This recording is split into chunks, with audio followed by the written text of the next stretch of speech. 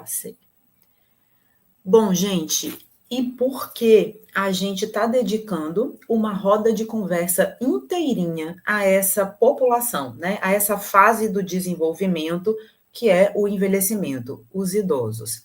Bom, a gente tem uma razão, a gente tem razões ali muito explícitas, né, para isso. A nossa população está envelhecendo.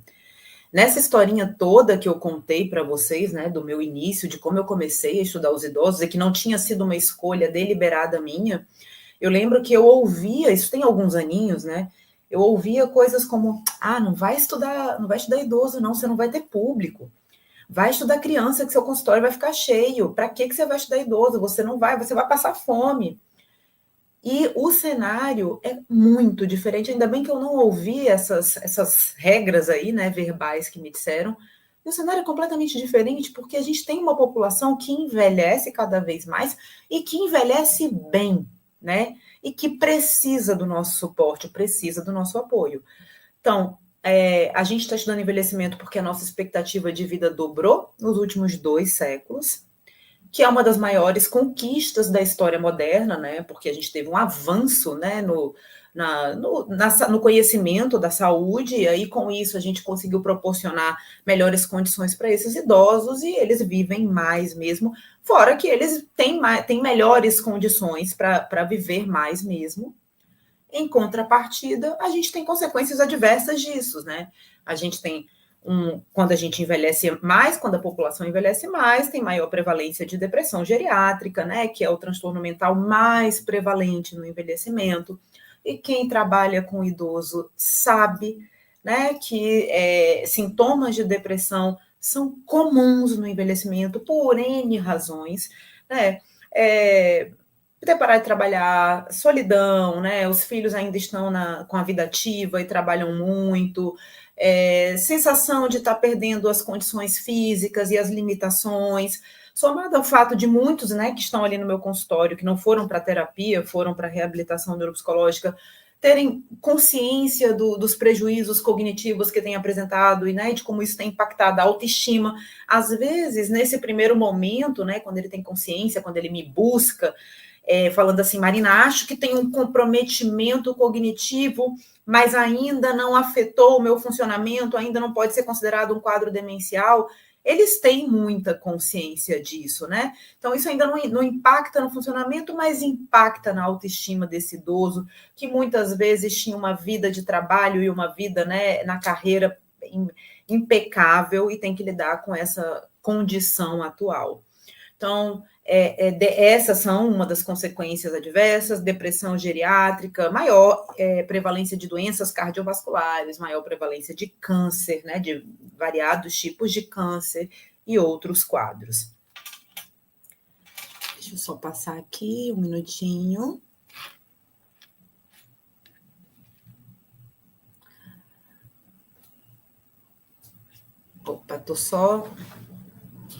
Voltando para cá. Então, gente, a ideia hoje não é uma aula de neuropsicologia. Eu não vou falar aqui para vocês quais são os perfis, marcadores, biomarcadores esperados para cada tipo de demência. Eu até fiquei assim, coçando a mão para fazer isso, porque é muito natural para a gente que é professor e dá aula, né? De envelhecimento, da aula de quadros demenciais, mas a ideia aqui não é essa, a ideia é dar um panorama geral da área, né, no envelhecimento. Mas o que é, Marina, que você está ensinando a prevenir e que a neuropsicologia pode me ajudar a prevenir no envelhecimento? Estamos falando dos quadros demenciais, né? Os quadros demenciais, a demência, ela aumenta muito a sua prevalência com o envelhecimento. Na verdade, a idade é um grande fator de risco, né, para você manifestar o quadro. Então, quando a gente está falando de como vamos prevenir esse desenvolvimento, né, patológico do ponto de vista cognitivo, estamos falando dos quadros demenciais. E aí eu vou só definir, né, brevemente para vocês o que é essa entidade demência, para que vocês consigam entender depois como é que a gente pode se engajar, né, nessas variáveis modificáveis, né, com o objetivo de prevenir, né, um desenvolvimento futuro de quadros demenciais. Então, demência é um termo guarda-chuva, né, é um termo genérico que reflete condições que têm um curso progressivo e crônico e que afetam as funções cognitivas e a funcionalidade, né? Então, funções cognitivas como memória, atenção, funções executivas e o comprometimento nessas funções cognitivas afetam também o funcionamento na vida diária, né? Em diferentes níveis, né? Que tipo de exemplo você pode dar sobre atividades que representam funcionamento e que são afetadas na demência?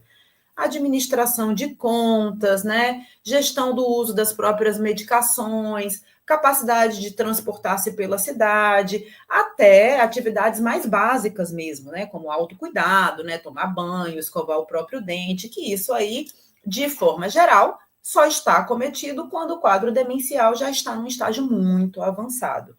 Então, hoje a gente vai falar sobre como se proteger, como reduzir o risco disso, né, de desenvolver demência no futuro. Esse termo aí, guarda-chuva, que se refere a essas condições que acabei de falar. Eu estou só, gente, indo para o Canva de novo para poder passar aqui para vocês, né? Então, gente, olha só, vamos pensar por que é tão importante discutir isso na atualidade. Eu acabei de falar que a população está envelhecendo, né? Que a gente tem uma população que, né, duplicou nos últimos 2 séculos, e agora eu vou trazer dados também de prevalência, de incidência de quadros demenciais no envelhecimento, porque se essa população está envelhecendo, ela está aumentando o risco de desenvolver um quadro demencial. Então, a Organização Mundial de Saúde afirma que mais de 55 milhões de pessoas estão vivendo com demência no mundo. Essa é a prevalência. E a taxa de incidência anual é de 10 milhões de novos casos por ano. Eu brinco que isso é uma condição de saúde pública. Ou a gente educa e investe a população psicoeduca, né, essa população em como, para que elas consigam aderir a esses hábitos que podem reduzir o risco de demência. Ou a gente vai ter um problema de saúde pública muito grande daqui a alguns anos. Eu sempre, né, ao longo da minha fala, vocês vão ver que na parte de diagnóstico, uma coisa que eu enfatizei para vocês e que eu faço sempre na minha prática clínica é no dia que eu entrego um laudo de avaliação neuropsicológica e que a hipótese, né, a compatibilidade diagnóstica é uma possível demência, eu sempre psicoeduco sobre o que ele pode fazer hoje e que pode ajudar numa progressão de doença mais lenta, tá? Aqui, o que eu vou falar com vocês são fatores, que variáveis a gente pode modificar para reduzir o risco de desenvolver, né? Quando eu pego um paciente com demência, eu não estou falando sobre ele reduzir o risco de desenvolver. Eu estou psicoeducando ele para estratégias que podem reduzir essa progressão de doença. Tá? É muito importante que a gente, como neuropsicólogo, sejamos esses agentes, né, de promoção da saúde.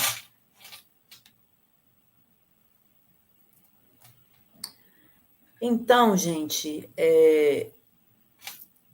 eu vou só citar, tá, algumas etiologias de demência desse guarda-chuva, desse termo genérico, que são as demências, que podem aparecer no seu consultório, mas existem muitas outras, né?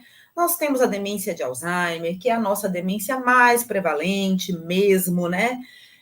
Mas, além disso, temos demência vascular, demência frontotemporal, demências por corpos de Levy e muitas outras demências.